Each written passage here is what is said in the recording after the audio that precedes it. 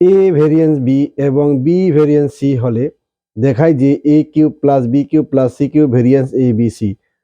Class 10-এর এই অঙ্কটি 2024-এর মাধ্যমিকের জন্য বিশেষ গুরুত্বপূর্ণ। দেখো বন্ধুরা কিভাবে আমি এই অঙ্কটি করতেছি।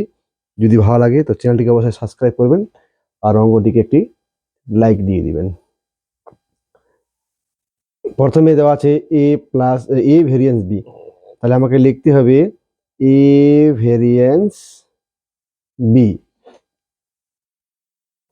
তারপরে কি করতে হবে, এ তো থাকবেই আর এই ভেরিয়েন্সের জন্য হয় সমান সমান কে ওয়ান বি হয়।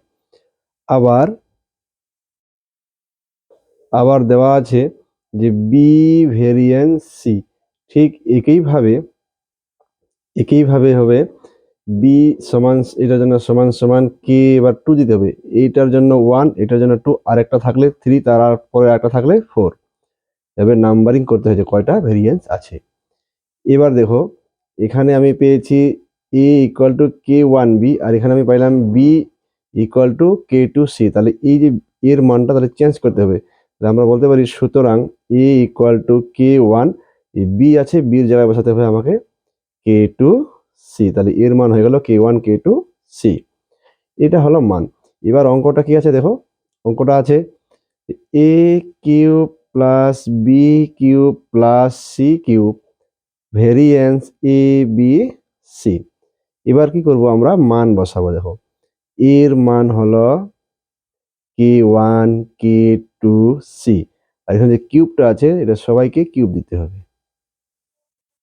তারপরে বির মান হচ্ছে কে টু সি,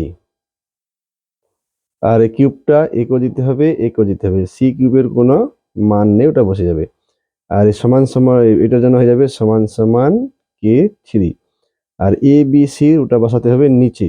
তাহলে এর মান হচ্ছে কে ওয়ান কে টু সি, আর বির মান হচ্ছে কে টু সি, আর সি এর মান নেই।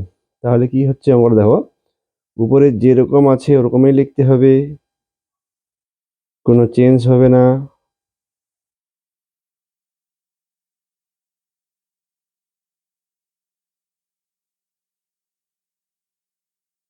আর নিচে কি হচ্ছে সি সি সি তিনটা রয়েছে, তাই সি কিউব হলো, আর কে ওয়ান একটা রয়েছে, কে টু দুইটা রয়েছে, তাহলে স্কোয়ার দিতে হবে।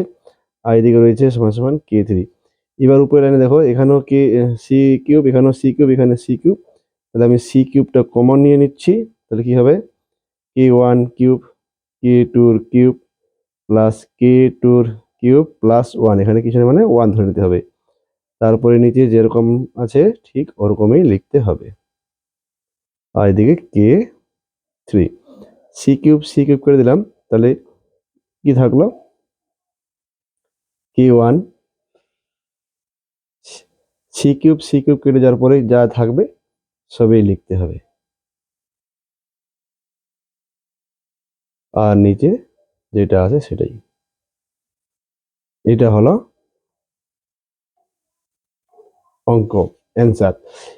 এটা হচ্ছে কি অশূন্য ধ্রুবক, অশূন্য ধ্রুবক। তো বন্ধুরা এই অঙ্কটি বারবার প্র্যাকটিস করবে, আমি গ্যারান্টি দিচ্ছি এরকম টাইপের অঙ্ক থাকবেই, 100% কমন থাকে এই অঙ্কগুলো। শুধুমাত্র আমাদের চেঞ্জ করতে হয়, এখানে যেমন আমরা এ ভেরিয়েন্স বি দিয়ে করলাম, হয়তো এই অঙ্কটাই এক্স ভেরিয়েন্স ওয়াই এবং ওয়াই ভেরিয়েন্স জেড এরকমভাবে থাকতে পারে।